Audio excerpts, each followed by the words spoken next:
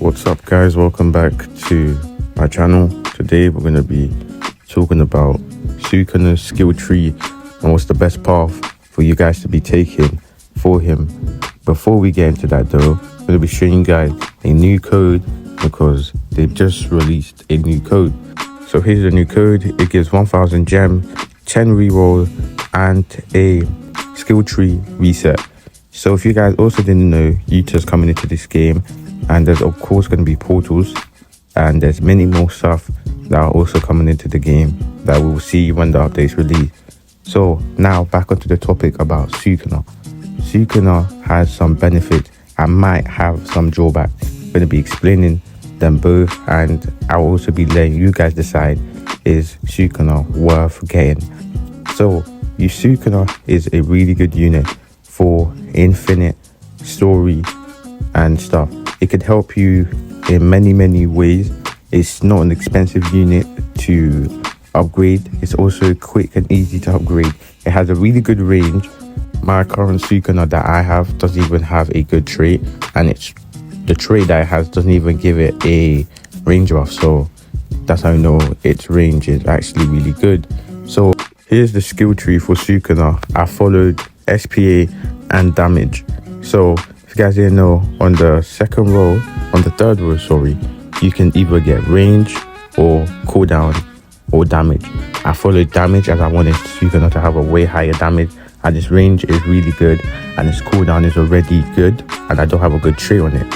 So I think that I could get a better trait on Sukuna and his cooldown would be even lower. It is a gamble because it's not 100% that I will be getting a good trait with Sukuna.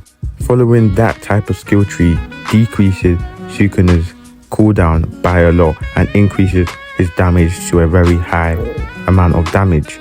So why would I suggest you guys to follow this type of skill tree?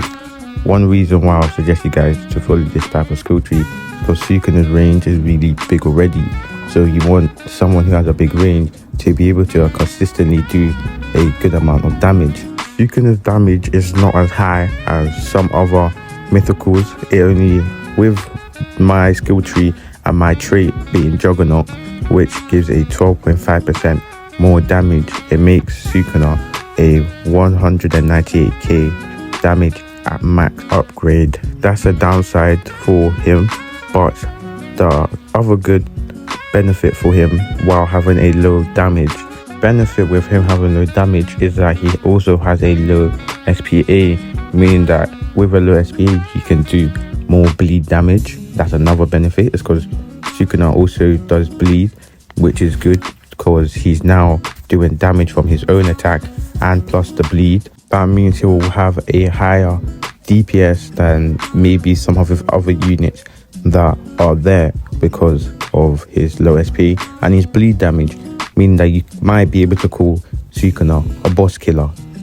killer, someone or a unit that can kill bosses quickly. Another downside is that Sukuna is also just a one placement unit. That's quite unfortunate, as if he was like a two placement unit, he could be a very good unit. But with the one placement, he also has a ability like Gojo's Unlimited Void. Sukuna also has a flame arrow. His flame arrow doesn't stop time or stop the units like Gojo does, but instead he shoots his flame arrow, which now deals damage to the boss as a fire instead. So with the fire, he can do around to 1 million tick each time. I think it has to 3 to 4 max tick. I'm not 100% sure.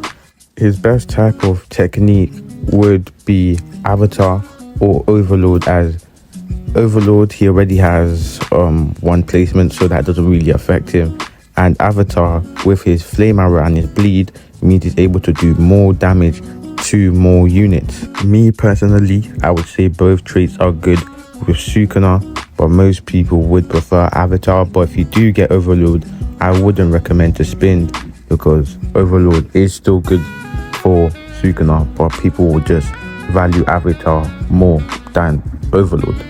So Following my skill tree will lower Sukuna's SPA, but on the third row of the skill tree, you can also lower his SPA to again by a minus 10%. But I didn't do that because I wanted him to get more damage instead. So you can choose damage, or you can go for a lower SPA if you want him to have either a lower SPA than my own skill tree. But I wanted him to have more damage. By following my skill tree, you will have the highest amount of damage that you could get with Sukuna. So yeah, those are my advantages of following my skill tree, and I hope this video helped you guys choose your decision on whether you should get Sukuna or not. And I also hope it made sure you guys understood the best skill tree for Sukuna and what is the best skill tree for your Sukuna. Thank you guys for watching my video, and see you guys on the next one.